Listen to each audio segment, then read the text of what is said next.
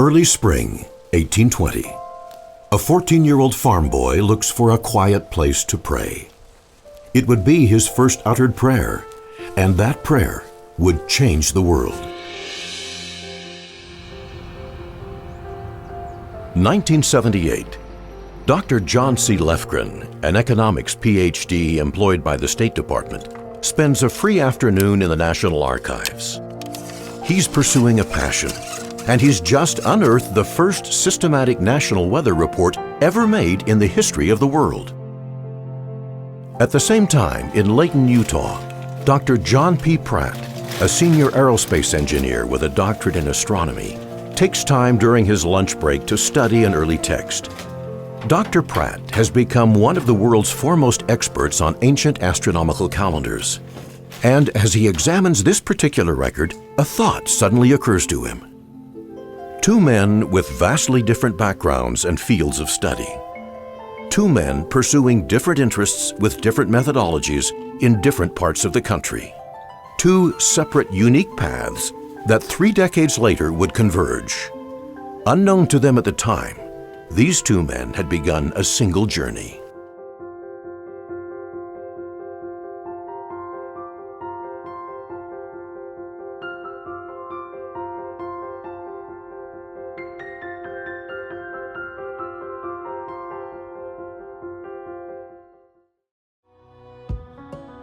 John P. Pratt is not your typical astrophysicist. Armed with undergraduate degrees in physics and math, young John Pratt sought a PhD in astronomy from the University of Arizona. Well, when it came time for me to do my dissertation, I was somewhat at odds with the department because they were all out doing modern astronomy, deep sky objects, super distant galaxies. I wanted to do a dissertation on the moon and exactly what was its position in ancient times, because all of the ancient calendars worldwide were based on the position of the moon. Throughout history and across all cultures, mankind has used calendars to predict coming events, particularly the rise of seasons, vital for determining crop planting times and sustaining life. All of these ancient calendars had one thing in common. They're based on the moon, the phases of the moon, which is a 29.5-day cycle. So they all had to come up with some sort of system to make the days come out even, like alternating 29 and 30 days. And that was something that really interested me, but apparently it didn't interest anybody else in the department. But John did eventually earn that doctorate. He went on to teach astronomy at a state college and write computer code for the U.S. military's Minuteman missile program.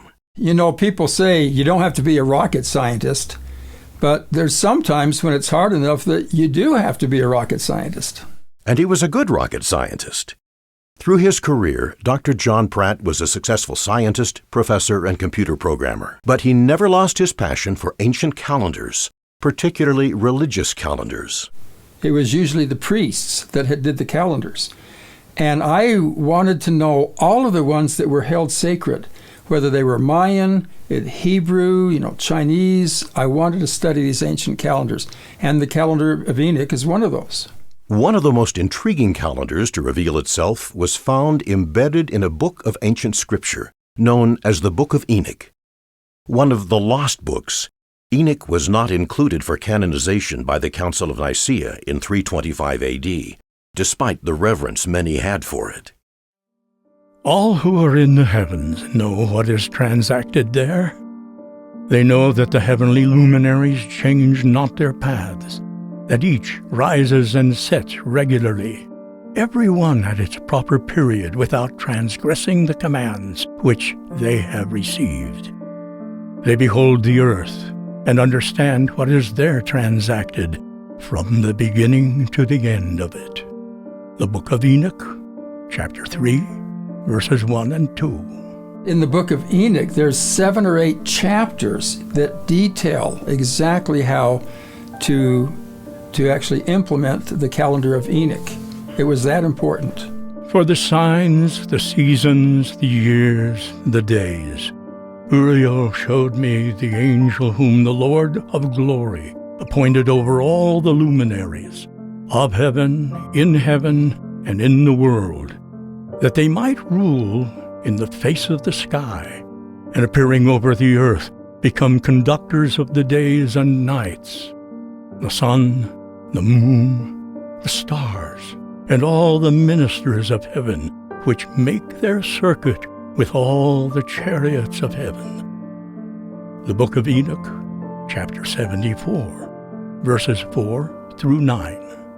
Well, when you study these chapters, you find out the main feature is every year has exactly 364 days.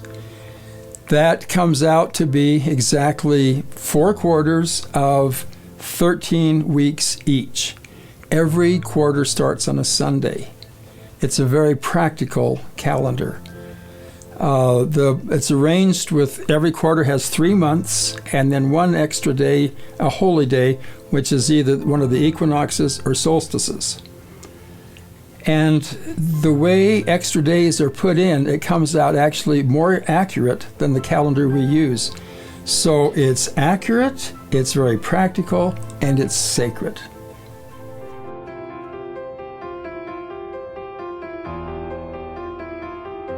Dr. John C. Lefgren received his Ph.D. in economics, attending the University of Helsinki as a Fulbright scholar. After serving for a number of years as a Foreign Service officer for the U.S. State Department, he became an officer with a major bank in New York. I've always been interested in puzzles and numbers, and I became involved in a calculation that I thought was interesting and that it could be maybe an article.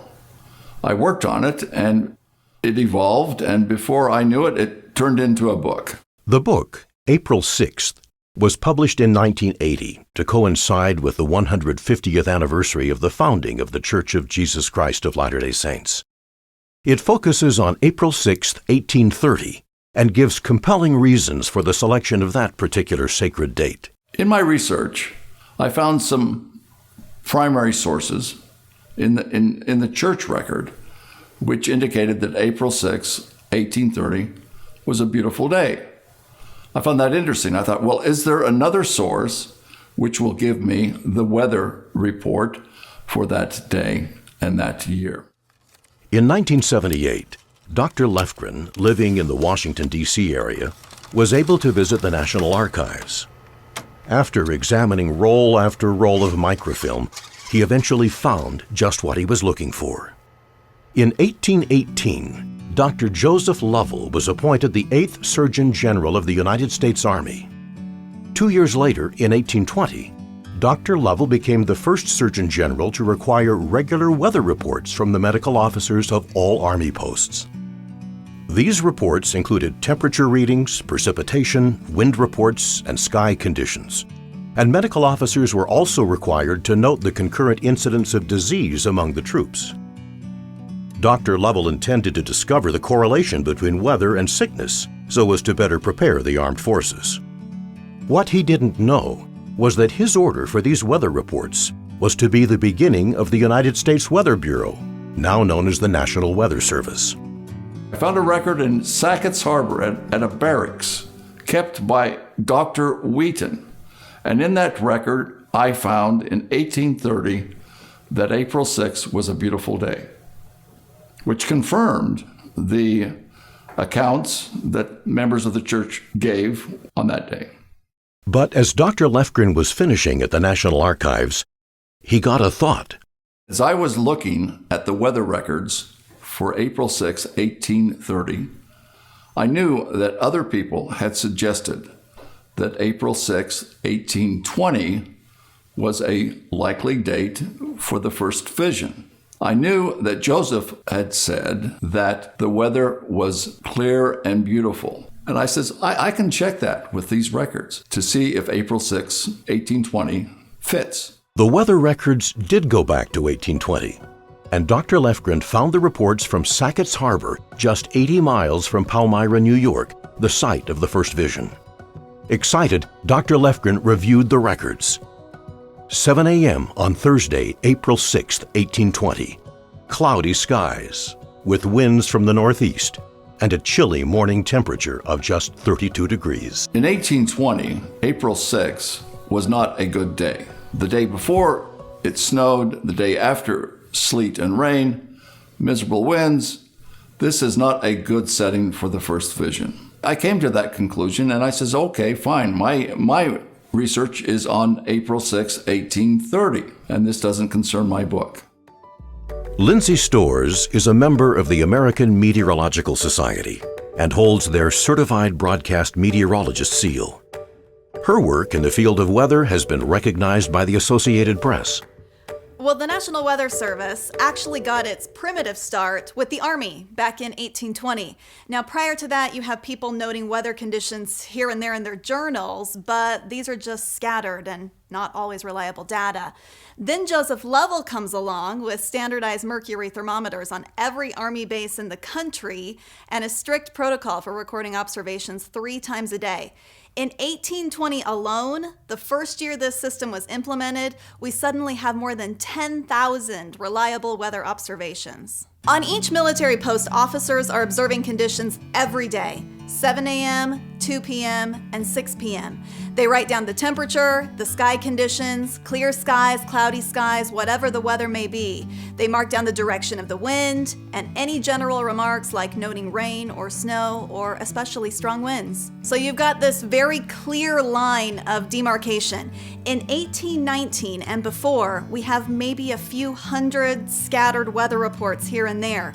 Then in 1820, we have this explosion of data. For the first time in world history, we actually have a national reporting system for temperatures and conditions, morning, afternoon, and evening. So I guess the point is, if you're looking for the weather in a particular place in 1819, good luck. But if you're looking for the weather in 1820, now you've got the data, because 1820 is the first time in history when we have reliable and comprehensive weather reports. Susan Easton Black is a professor emeritus of church history and doctrine at Brigham Young University. She is also an author of several books related to Joseph Smith Jr. and the early history of the Church of Jesus Christ of Latter-day Saints. Well, in actuality, we don't know the date of the first vision. So the clue that we probably have is that Elder Bruce R. McConkie, in General Conference in April 1978, gave a magnificent address titled "The Morning Breaks as Shadows Flee." And in his address, he talked about this morning of the first vision, and then he says, quote, "the traditional date being April 6th. And so we can look at what he says, but if you were to look at historical documents we have at this point, we would not be able to nail that date so specific. Of the 4 accounts published or recounted by Joseph Smith himself, the one most familiar to LDS Church members is the 1838 account, found in the Pearl of Great Price and known as Joseph Smith History. In this passage of Scripture, the prophet describes his confusion regarding the right church to join and his reading of James 1:5.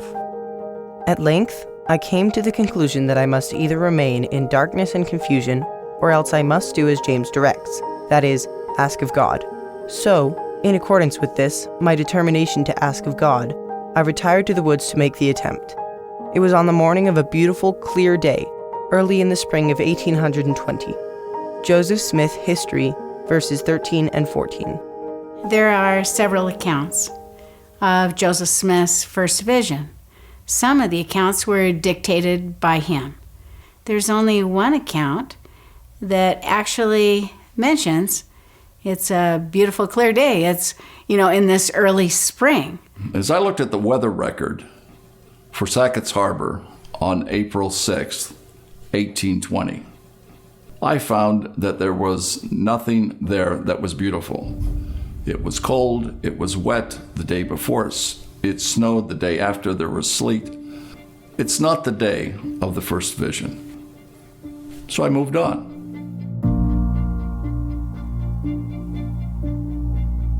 I've written over 150 papers, about half of which are on ancient calendars and ancient chronology.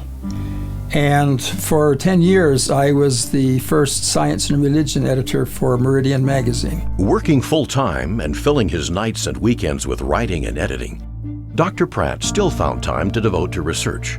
and found the Enoch calendar to be of particular interest. Well, this Enoch calendar is really ingenious. Now, it only has 364 days. So at first blush, you say, wait a minute, that's not so clever. We know there's 365 and a quarter days in a year. Well, we have to correct it with leap days in our calendar. They corrected it with leap weeks.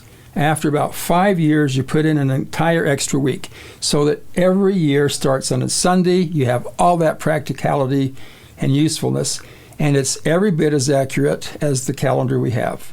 364 is a pleasing number. It equals 52 weeks exactly.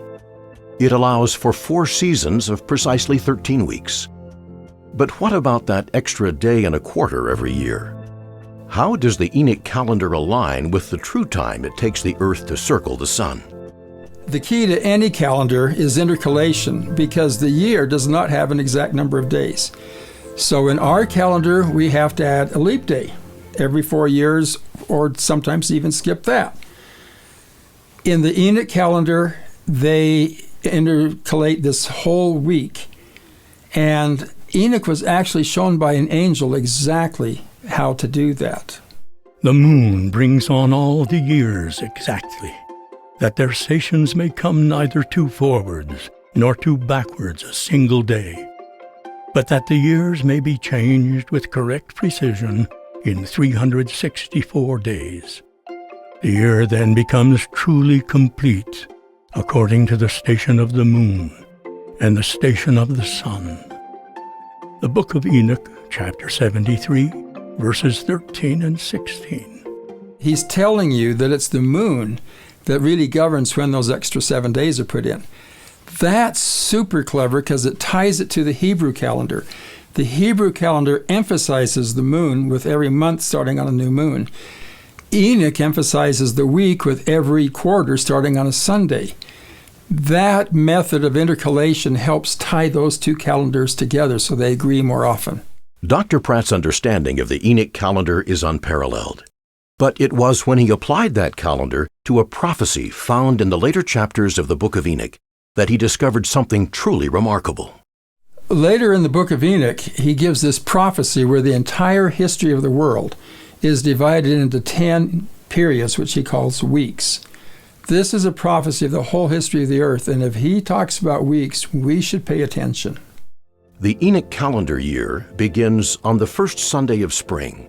That is, the first Sunday after the vernal equinox, which falls on March 20th or 21st by our modern calendar. Because the year is 364 days, and each season is exactly 13 weeks, the first day of each year and each season falls on a Sunday. If, as the Old Testament tells us, the Lord sometimes counts years as days, we have a period of time known as an Enoch Great Year, 364 calendar years.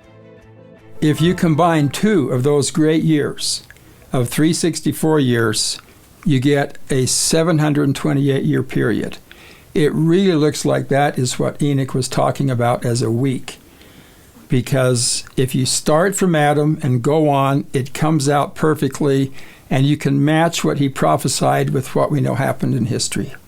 I have been born the 7th in the first week, while judgment and righteousness wait with patience. The Book of Enoch, chapter 92, verse 4. Enoch tells you his own birth date in this prophecy, and I had already calculated his birth date from other factors, and it falls exactly where it said, so that was the date to check. He talks about the date of the flood, the date of the Exodus, the ministry of Christ. All of those line up exactly using the 728-year week. It turns out that the 8th week of the 10 in history ended in the year 1819. Afterwards there shall be another week, the 8th of righteousness, to which shall be given a sword to execute judgment and justice upon all oppressors. Sinners shall be delivered up into the hands of the righteous, who during its completion shall acquire habitations by their righteousness. The Book of Enoch, chapter 92, verses 13 and 14. when you look at what he prophesies for the 8th week, the righteous people are going to found an entirely new home. The sword will be used to free them from the injustice and from oppression. What is that in the late 1700s? That's the founding of America, which was a huge event in all of world history. It's a country unlike any other. So that's a match. Now, the 8th week ends in 1819. So what do we know that happened in 1820? After this, in the 9th week, shall the judgment of righteousness be revealed to the whole world. The book of Enoch, chapter 92, verse 14. When you look at the prophecy for the 9th week, it's that the judgment of righteousness will be revealed to the whole world. Judgment of righteousness, that sounds like the restoration of truth and righteousness, and it's going to be revealed to the whole world. I asked myself, can I use the Enoch calendar to maybe pinpoint it down to the very day of the first vision? In the pattern of Enoch, each great year of 364 calendar years would be divided into great seasons, great weeks, and great days. That meant that 1820, the beginning of a new great year, would be a Sunday year, the first day of the great season of spring. But drilling down to the original Enoch year of 364 days, Dr. Pratt calculated the date more precisely. The 9th week prophecy of Enoch would begin on the first day of the calendar year. That is, the first Sunday after the vernal equinox. To Enoch, it would be the first day of spring, in a year that was itself the first great day of a great year. Sunday, the 26th of March, 1820. That's the date of the first vision. It's a perfect fit. It's the first day of the Enoch year, and that whole year of 1820 was the first year of the great year of 364 years.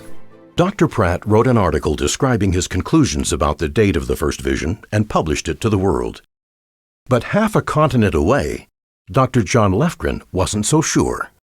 I called him up and I says, I'm very impressed. I know who you are. I know that you calculate in a very careful way, and that Enoch had a lot to say about ancient and future things. I know how to test that date. I know where to get the weather record. I heard that and I thought, whoa, I had no idea that there were weather records then, and that I could be proven wrong. And I had this little feeling in the pit of my stomach, like, what if it's wrong after all those things lined up? But I had to wait what he found, because he had access to real hard data. There's the weather record from Sackett's Harbor, and there is the weather account found in the first-hand account of Joseph Smith. And the test is whether or not these two primary sources match up on March 26th.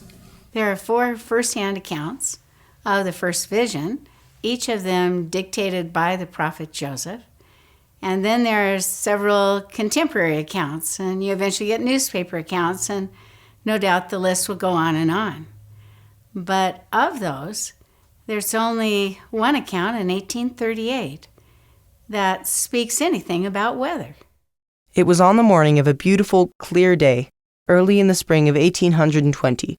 Joseph Smith History, verse 14. There's actually a lot of information in just that short passage. 1, it was morning. 2, the day was beautiful, which I take to mean, for that time of year, meant that it wasn't too cold. 3, the skies were clear.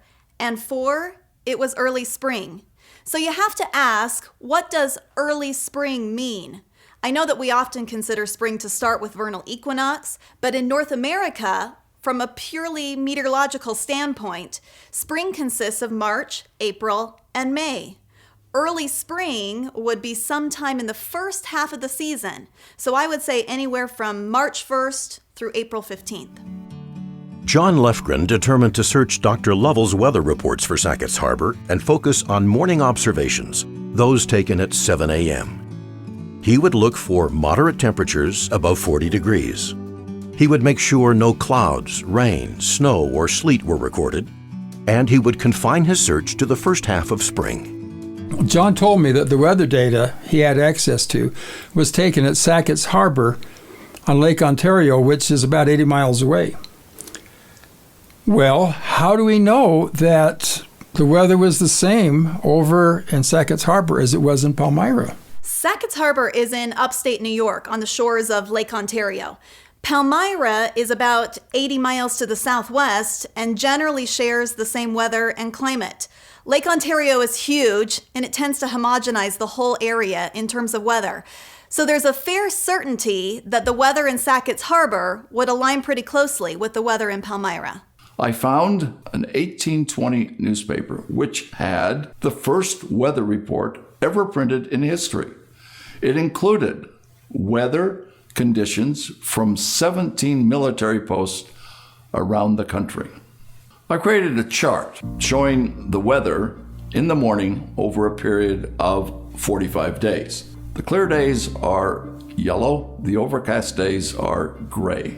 The chart shows that there are 5 days in early spring of 1820 that satisfy the selection criteria. And of those days, there is one that stands out, Sunday, March 26th, 1820.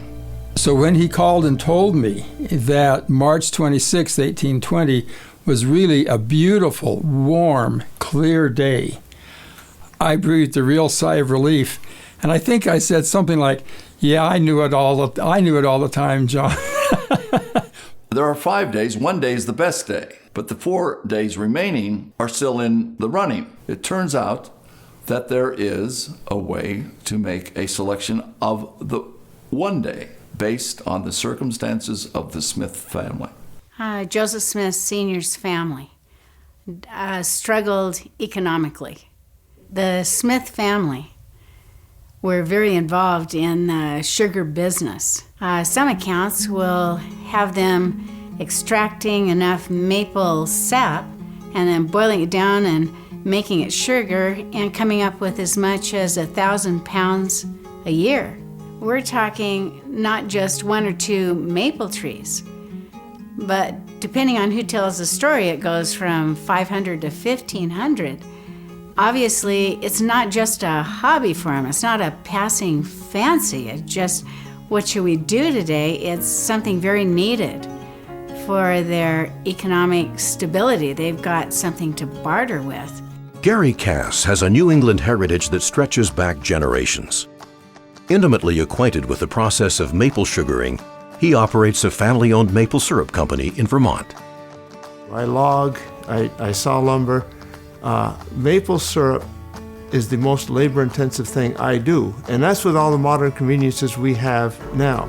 In the early 1800s, it would have been totally different. They would have spent many more hours just chopping wood and preparing and actually making the maple syrup. The trees dictate when the sap runs, and that dictates your life. You will make syrup when it runs, or you'll make sugar. The older groves, like the Smiths would have, I would assume would take 50 to 60 gallons of sap to make a gallon of syrup, which is 8 pounds of sugar. If I was trying for 1,000 pounds of maple sugar, we're talking probably 15 cords of good dry firewood. It's a long process that takes a lot of wood and a lot of time. Joseph's mother says the family produced 1,000 pounds of maple sugar a year. That's a minimum of 500 trees to tap, 60,000 pounds of sap to collect, and 20,000 pounds of firewood to chop. Long, hard days for every member of the family.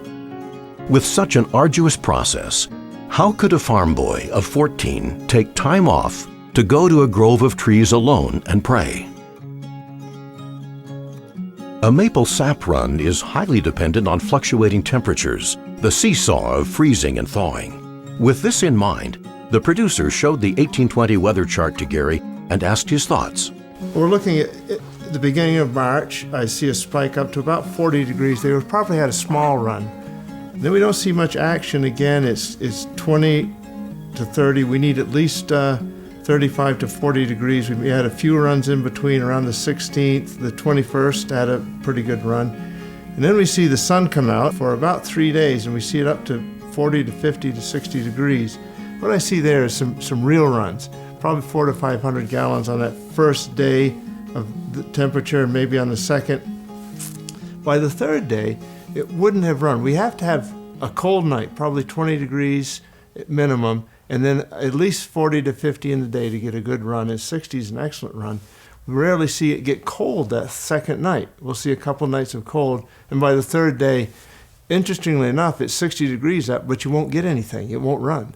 So that third day was March 26th. It was a Sunday. Would it have been a day of rest then?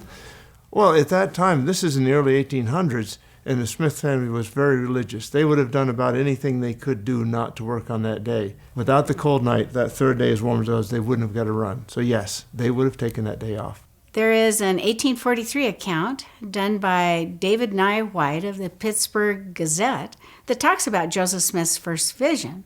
But in that account, he also shares that Joseph at one point left an axe in the stump of a tree. Could it have been the same week that the family was working hard out there in those woods to be able to get the maple ready and convert it into sugar?